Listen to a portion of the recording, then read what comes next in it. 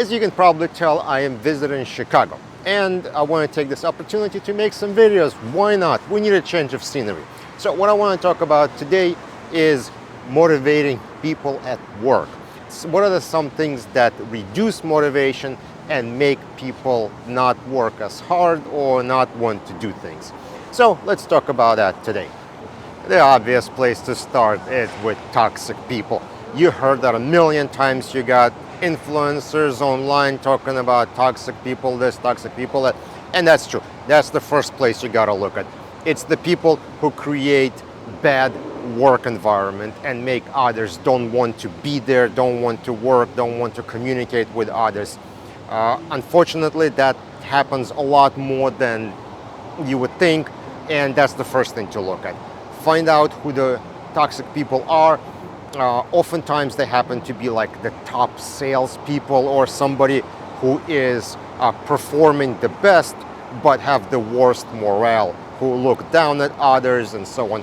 I had a situation where we let go of a sort of a toxic person in my department, and you could see how everyone else kind of just stepped up and just the overall morale just went up like a notch. Like it was just so weird to notice that, but everyone had like a sigh of relief, you know, like, oh yeah, finally that dude's gone now. Like it's like a new chapter, you know, and everyone just pulled in together and started working harder. And before, you know, they were like looked down by this high achiever, like smarter, I guess, person, and it would really push down the entire department. But it was really subtle. It wasn't like you could say like, yes, this was happening. It was a very subtle thing. And when eventually the termination happened, I was able to see the results, and it was pretty obvious what was happening. And we're gonna teleport to Dominican Republic from Chicago real quick so I could illustrate an interesting point. Apologize for not having a shirt on and stuff. So there is a volleyball game going on here, and my sister loves playing volleyball. So she's been doing like every day since we're here. However, there is one guy in the green shirts. I think there's one on that side somewhere. And he is just ruining the game from everybody. He's not doing anything like majorly wrong, or he's not being like a jerk, but very subtly he's being very, very annoying and very frustrating, to a point where my sister said, I don't even want to play anymore. If that dude's in the game anywhere in any team, I just don't want to play anymore. And so that's kind of a good example of how a person on the team can just ruin it for everyone, even though it's not like obviously he's doing bad or doing something. It's just that this guy is like so condescending, and he's offering like tips, and he's like, oh no, let me teach you this. And he is like the worst player there. It's just very, yeah, this the guy in the yeah, that's the guy in the green shirts. It's just so frustrating to be around him. So same thing happens in the workplace. You have a person who is just annoying to be around, and people just hate being there because of that. And it may not be as obvious as you might think. So there you go. Back to Chicago and continue with the video.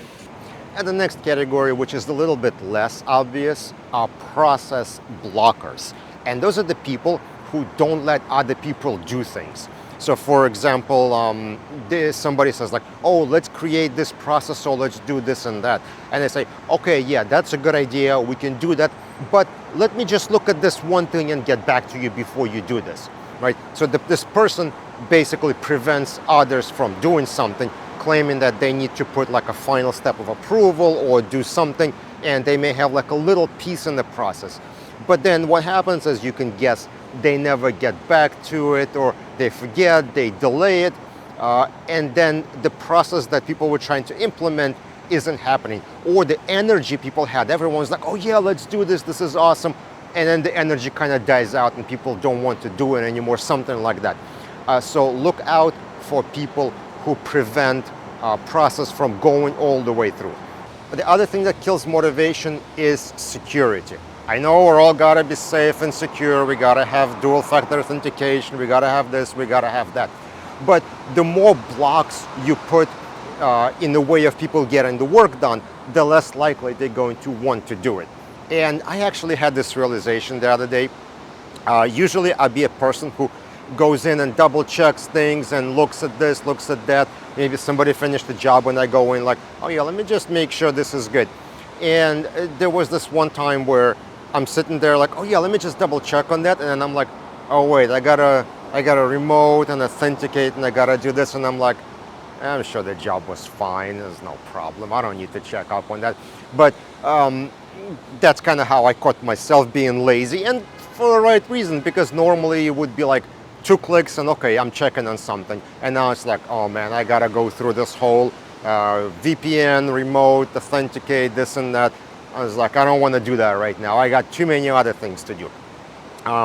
So security is definitely a thing that will make it more difficult for people to do their tasks. And so when they have like these additional tasks they want to do, like in my case, I was a manager, I just wanted to check up on things. It kind of was like, oh man, I don't want to do that right now. I'm totally not in the mood. So can get away from security, but I think the overall point is please don't overdo it. I've seen security setups so complicated that, you know, you don't even want a remote to work at times. Yeah, it's kind of weird, but security has to be balanced with productivity. And the last thing I want to mention is poor setup. When people have small screens, slow connections, everything is working slowly, it is so difficult to get your work done. It's like your ADHD kicks in between steps and you like have to refocus on something. Because of that, I really recommend, like if you're a manager or owner of the company or somebody in charge, focus on your employees. Think about what they're doing, what equipment they're using. If they have small monitors, buy them bigger monitors, buy them better computers. You know, if you're in the office and you see somebody still has like this old tiny square screen, just make a case and get them better equipment.